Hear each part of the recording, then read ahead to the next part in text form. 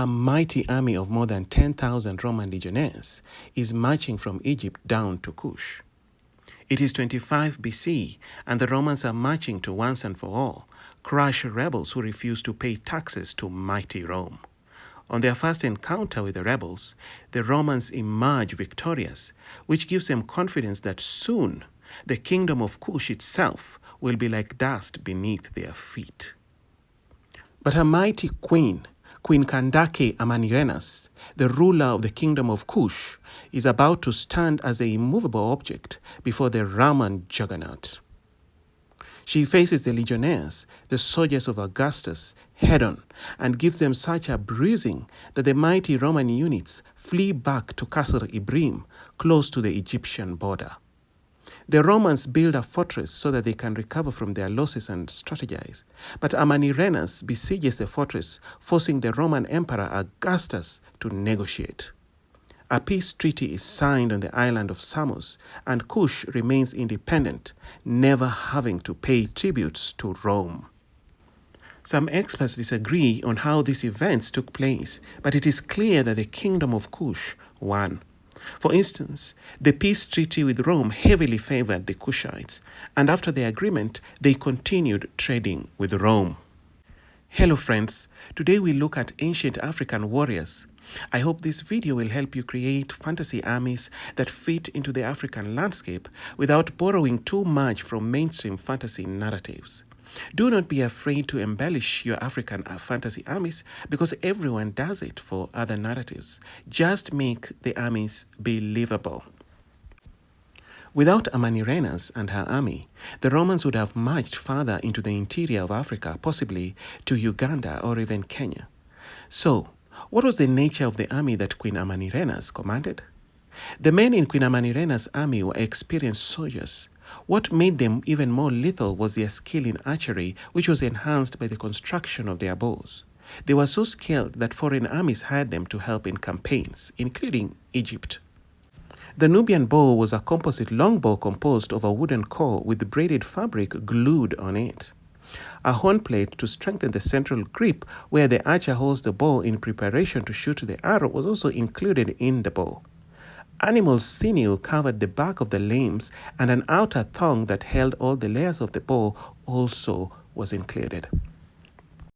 The bow was about 3 feet or 100 centimeters long when strung, but there was another tool that was not part of the bow, which made the bow even more accurate.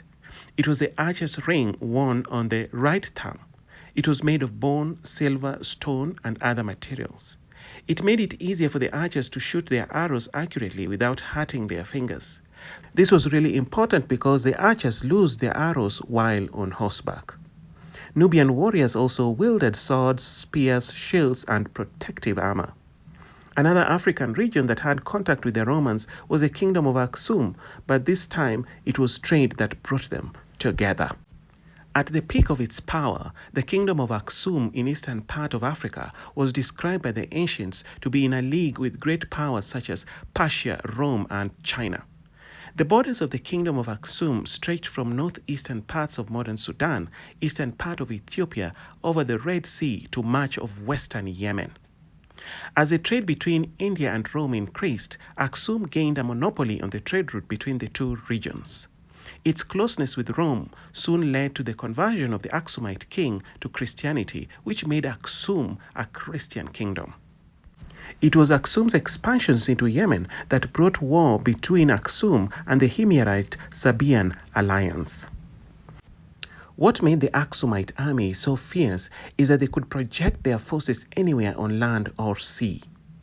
Their skill at sea was mainly due to their boats, which were made of wood. But the wood was not nailed together like those of Rome.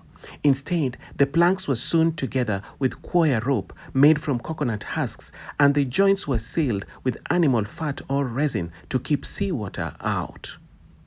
With these ships, they secured their trade routes and expanded their military campaigns into Yemen. Their weapons consisted of shottle swords, which were special carved swords that could hook an opponent's shield. They also had shields, spears, bows, arrows, and slingshots.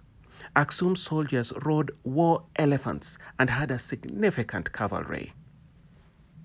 Chopping the enemy's head clean off was what was expected of a 15th century Benin warrior in West Africa.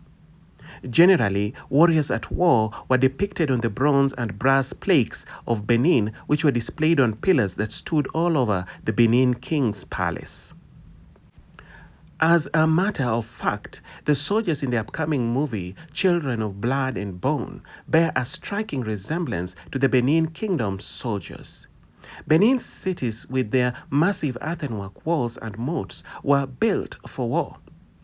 The Benin Kingdom organized their armies from the city to the villages.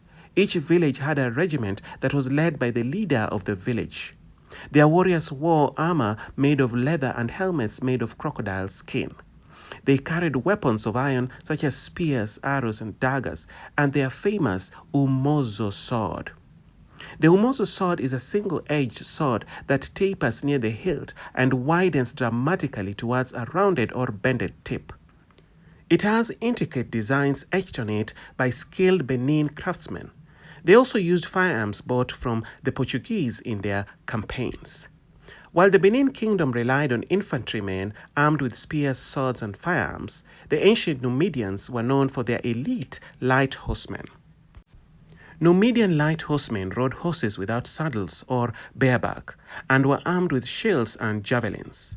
Numidians were a semi-nomadic Amazigh people from present-day Algeria, Tunisia, and even Libya.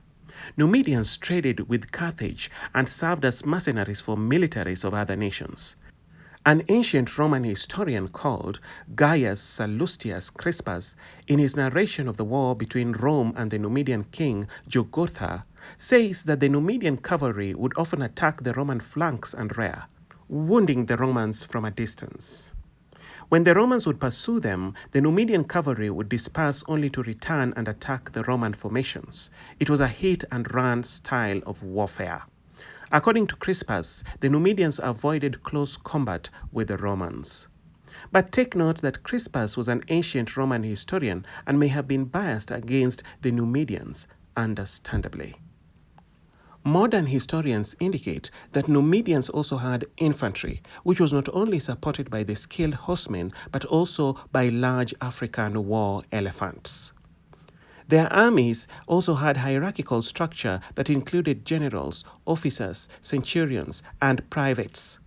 Infantry came armed with bows and slings, swords and daggers, and spears.